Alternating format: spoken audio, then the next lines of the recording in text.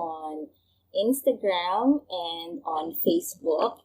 So, yeah, meron akong bagong braces. But we're going to talk about a lot of new additions. I mean, it's not too many. Ano lang naman siya? 5. Pero for me, it's a lot of new additions, especially since it's all Middle Eastern. And, sorry, medyo na late. I know 7 p.m. yung sinabi ko na start. But na-late since I always take a nap after work and napahaba yung nap ko. And I woke up in a panic nung na-realize ko na 7 na nung gumising ako. And so, I quickly set up. And, ayan, start na nga tayo ng live buying guide natin for part 4. I think this is the last, for the foreseeable future, last na additions sa personal stash collection. Kasi yung susunod is ibang collection na, as in separate collection na for the customers ng Musa Parsua. So again, if you're not following yet our pages, follow us on Facebook and on Instagram, Musa Parsua, and also on especially on Shopee. And yung link ng Shopee store namin nasa bio lang ng Instagram namin and also sa description ng Facebook page namin. So, ayun. So, ngayon, let's start with our perfumes. I think lahat to naka-upload na sa Shopee. It's just that I think 2 of them, Hayfa and yung Swiss Arabian Hayfa and Swiss Arabian Amaken, naka-under review pa ni Shopee administration. So, baka hindi pa siya naka-display. Usually that happens kapag bago yung brand or minsan random lang siya kasi iba nakapasok agad din, nakalista kagad din. But if you want Amaken and also Hayfa, just wait for it to appear on our Shopee store. Siguro within 2 to 3 days time, lalabas din siya. So anyways, let's go into the buying guide and personal review ko ng perfumes nga ng dadagdag natin sa personal stash part 4 na puro Middle Eastern. So let's start with our eau de parfums, yung mga spray natin. Belated Happy Valentine's din po, Bango Boss. Yes. And sa lahat ng mga makakanood nito. Anyways, so from the house of Ajmal, this is Wisal Dhahab. I'm sorry sa mga marunong magsalita ng Arabic, but I'm trying. So, Wisal Dhahab, ito yun. So, it's a very beautiful bottle. And this is a very beastly fragrance. Beastly meaning, ang lakas ng projection niya, ng longevity niya, ng sillage niya, as in, it's a powerful fragrance. It's niche quality fragrance. And it's an eau de parfum. So, spray, it will come in 5 ml and 10 ml spray bottles, decants. So, it opens up with parang pear notes. And then, hindi siya overly sweet because meron ding citrus notes that balances it out. Tapos, yung fruit notes niya, maglilinger lang maglilinger siya for an hour and then it will transform in this floral body. And, malakas din yung sandalwood na parang note niya. And, magsasettle siya into rosy na musk. And it's very, when you smell it, it's very Eastern. So, baka hindi siya masyadong safe for teenagers. It's best for mga mid-20s above. Yun ang Wisal Dhahab. And also, this is great for special occasions. Kasi, ako nga nung natanggap ko siya, ang nasabi ko is, it smells like a bouquet of flowers. As in, yung fresh bouquet of flowers, yun yung amoy niya. Tapos may musk. So, you shouldn't wear more than 3 sprays nito. Kasi nga, malakas talaga siya. And it smells very oriental. Hindi mo siya maamoy as like a French perfume. So, it's very unique. And it can be a signature scent. So, kung kayo yung tipo ng tao na hindi mahiyain when it comes to scents, yung wala kayong pakialam if masyadong may characteristic or character yung scent ninyo, not only for special occasions to, pwede rin siya for everyday ninyo. And so, let's get to know more yung Wisal Dhahab. So, Wisal Dhahab, its accords are woody, rose, fruity, powdery, warm, spicy, floral, sweet, musky, patchouli, and fresh spicy. So, ano yung notes niya? So, the notes are pear, apple, top notes yun. Top notes are pear, apple, peach, grapefruit, mandarin, orange. So, very fruity opening and citrusy. And then, the middle notes are rose, jasmine, geranium, and orchid. So, very floral. And then, it settles down sa base notes niya, which are sandalwood, patchouli, musk, and cedar. So, meron ka ng patchouli, meron ka ng sandalwood, meron ka pang musk, may cedar. Understandably, this will be a very long-lasting perfume. So, I want you to give this a try, Wisal Dhahab. And I'm also selling decants of this kasi nga sa pag beastly siya, I only need probably 20 or 30 ml lang ganito. So, for it to be reasonably used for me within 2 to 3 years. Sabi ko nga sa inyo, I sell decants of my personal perfumes for ethical consumption. Kasi nga naman, kung marami akong bote, hindi ko siya mauubos within 2 or 3 years. Why I say 2 to 3 years? Kasi after 2 to 3 years, nag-iiba ng amoy ng pabango. Whether you like it or not, kahit okay pa yung pagkakastore niyan, it's still a chemical and a mix. There will come a point in time that it will become stale. So, might as well i-share siya and ibenta siya sa ibang tao na pwede rin makagamit nun. Within that time frame. Okay. So, Wisal Dhahab pala is, so, warning lang, these perfumes, these Middle Eastern perfumes can be a bit pricey. Kasi ito yung mga talagang top-notch na Middle Eastern perfumes na nakita ko, na research ko through probably hundreds or thousands of reviews. And, so, yeah, for 5 ml, this is 460 pesos. And for 10 ml, this is 840. But, again, this is, kumbaga, unforgettable. This is a compliment, monster.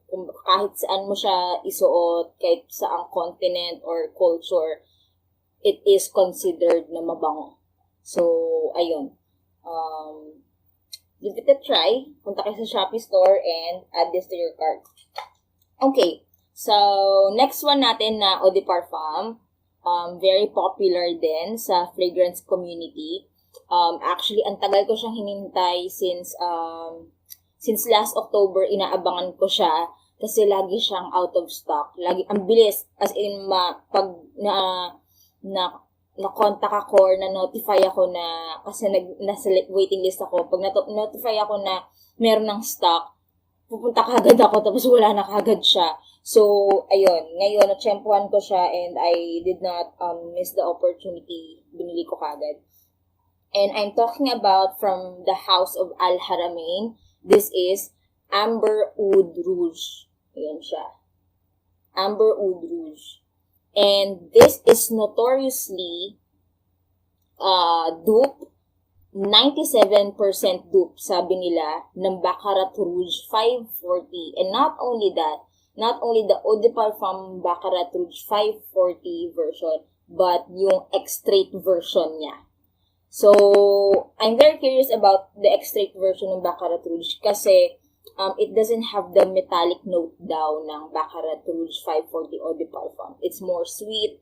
So, I think I'm leaning towards that. And a lot of fragrance people actually prefer the extract version than the Eau de Parfum version. So, ito daw yung dupe nun. And I think they did this on purpose kasi it's Amber Oud Rouge. So, parang ako, the association ng word na rouge, parang feel ko sinadya ng Arabian. But again, this is very, very, very good on its own. Kahit siguro hindi nag-exist yung Baccarat Rouge 540 XDP or EDP, this is really good on its own. It performs so well. And, alam ko marami na sa inyo nakabili sa akin ng Cloud ni Ariana Grande. This is like her older sister. Literally her older sister. Wala lang yun masyadong matamis na whipped cream. Na-replace siya ng matamis na woody na note. Pero it's the same, almost the same DNA or scent profile.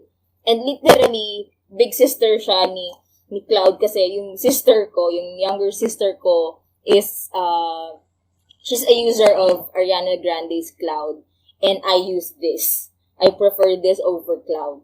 So, this is Haramain, Amber Oud Rouge, and let us look at the accords and the notes. So, may accords niya are amber, almond, woody, warm, spicy, animalic, nutty, fruity, musky, white floral, sweet.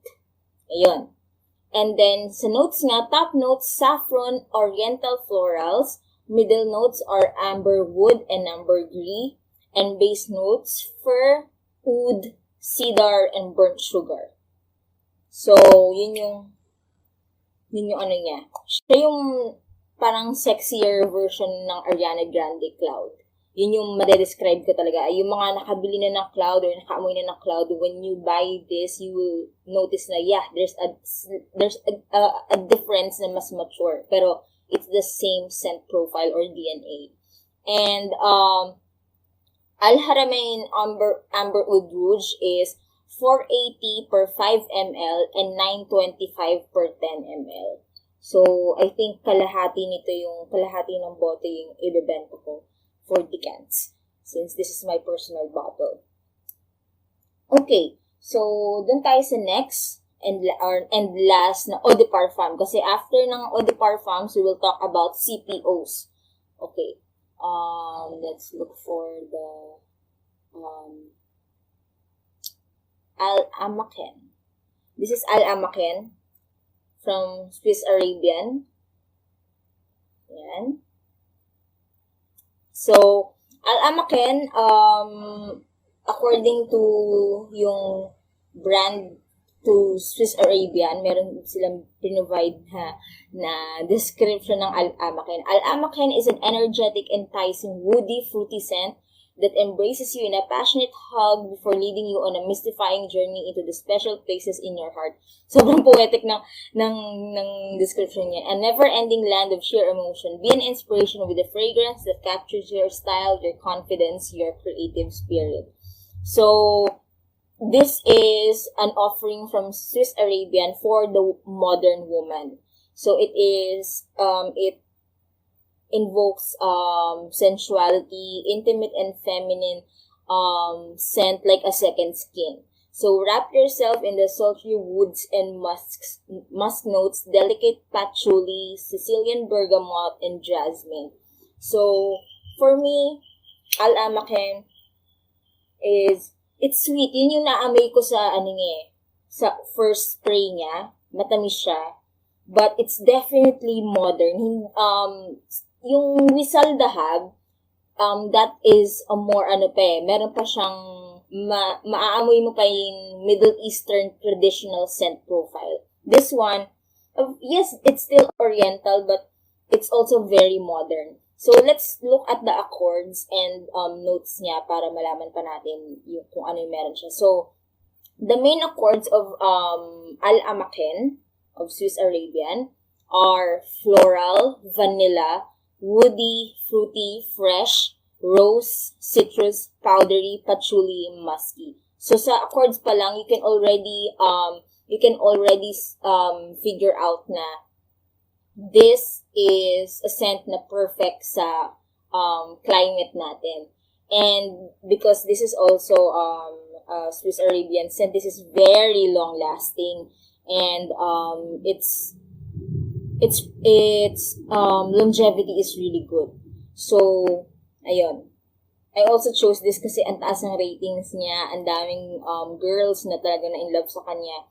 And since I think Musa Parsua customers, especially those who have already bought from our store, are starting to, explore a lot of scents and opening up yung senses nila to new scents, especially those na underrated or those that are not popular or discussed. Kasi ang pinaka-popular are designer scents kasi syempre nasisway tayo na, it's Dolce & Gabbana, it's Prada, it's ganyan-ganyan. Even because they really produce quality scents. But in the Middle East, marami ring brands sa Middle East na sobrang hindi natin kilala or naririnig pa na they produce really good perfumes because it's also a form of art and part of their culture ang magpabango. So, it's really interesting for me to also share with you the Middle Eastern side of my personal collection. I already shared with you before, part 3, yung Casablanca ng Swiss Arabian, and that was also good. Some people already ordered it, and it's my favorite green apple scent, Casablanca. So, ayan. Doon naman tayo sa notes ng Amaken. Amaken's top notes are bergamot, blackcurrant, and passion fruit. So for those of you na mahilig sa blackcurrant and passion fruit and bergamot notes, this is a very good fragrance for you. And the middle notes are vanilla, peony, jasmine, and rose. So kaya yun siguro na naamoy ko na matamis kagad is the vanilla because it's already in the heart notes. Sa middle notes, hindi siya base notes na kasama ng Amaken. So, it's already in the heart. And the base notes are patchouli, musk, and cedar. So, very Middle Eastern. Meron siyang patchouli. And as some of you may already know, patchouli helps in the longevity of perfumes. So, yeah. So, that's Amaken. And Amaken costs 380 pesos per 5 ml and 700 pesos per 10 ml. So, ayun. Pag nag-appear na siya sa Shopee, I don't know if show up na siya ngayon sa Shopee store since it's still under review sa Shopee, but as of mga 2 hours ago, so I don't know kung approved na siya, but it will soon appear sa Shopee store ng Musa Parsua. So, we already discussed yung mga eau de parfums. Now, we will move on sa dalawang CPOs. So, what are CPOs? CPOs are concentrated perfume oils. So, these are not, hindi mo siya isa-spray, as in, dab lang, since it's already very concentrated. And, kumbaga yung isang dab nyo, parang dalawa-tatlong spray na yung equivalent nun. So, it's very, because of its concentration, konti lang ang kailangan ninyo for it to last very long. And, let's start with Swiss Arabian's Jamila. So, ito yung unang CPO na curious ako since I follow these YouTubers and lahat ata sila merong Jamila and they also love Jamila. So, that's why I looked for it and ordered for it. So, this is Jamila. Ayun siya. So, yan yung nga, Jamila sa harap, tapos in Arabic sa likod. There you go. Yan. They have really opulent bottling. Grabe. So, as you can see, ang liit ng bote niya. And, I'm only selling probably three na stocks lang ito. So, if there are 3 people who already buy, then ubos na siya sa Shopee. And this is how it looks like. So, idadab, yung ako, the main user of the bottle, ang gagawin mo lang is idadab mo lang siya sa parts na gusto mo, tapos isi-spread mo lang siya. So, ganun lang yung parang technique niya. Dab-dab lang ng onte. And it's already beastly. As in, nilabas ko lang yung stick ngayon, sobrang amoy na amoy ko siya. So, it's very sweet. For me, this is very sweet. And it's fruity. There's vanilla, and there's also some florals, but for me, it's mostly fruity, yung Jamila. And this can also suit very young people. So, this is across all ages. So, maganda siya for all ages, ang Jamila. And let's go into the accords. So, the accords are in order: fruity, musky, citrus, powdery, sweet, floral, fresh, green, woody, and amber. So, ayun. So, yun yung accords ng Jamila. You can check it out on fragrantica.com. Yung, kumbaga, para siyang Wikipedia ng mga perfumes. So, you can check out Jamila and also yung mga reviews about Jamila. And so, we'll go to the top notes, middle notes, and base notes niya. Top notes are apple and marmalade. So, yun yung naamoy mo na matamis, as in sa unang pag-open pa lang niya is apple and marmalade. And then, middle notes are very floral. Middle notes, vanilla, orchid, jasmine, magnolia, and rose. So, yun yung middle notes niya. The base notes are musk, amber, sandalwood, and ebony tree. So, ayun. Meron siyang ebony tree, sandalwood, amber, and musk in its base. So, very long lasting. So, you only probably need like 2 dabs and you're good to go. I-spread niyo siya. So, it's not a spray. It's just concentrated perfume oil. And I will sell it in 2 ml decants. So, 2 ml. And per 2 ml is 400 pesos for Jamila. So, ayun siya. Your 2 ml will have a long way to go. So, don't treat it like a spray. Treat it like a concentrated perfume oil. So, dapat dab-dab lang talaga ng konti. And then, we'll go to our last but not the least, concentrated perfume oil. And that is Hayfa. So, Hayfa, I think, is also under review sa Shopee. So, pakihintay na lang na ma-approve. But, yeah. So, this is Hayfa. Sobrang cute ng bottle niya, no? Yan. So, this is Hayfa of Swiss Arabian. And, to me, ewan ko kung bakit ang lakas ng pang-amoy ko for the sweet notes ng Hayfa. Although, hindi naman talaga siya dapat, hindi siya mostly sweet dapat. So, it's a floral woody fragrance, pero it's also sweet. Sa akin, malakas yung sweet na accord niya. So, this is again, a concentrated perfume oil by Swiss Arabian. And let's go to the main accords niya. So, the main accords of Hayfa, this is, all of these are feminine leaning. Okay? Yung sa Haramain Amber Oud Rouge, yung parang cloud, yung older sister ng cloud lang, yung mako-consider ko na parang unisex.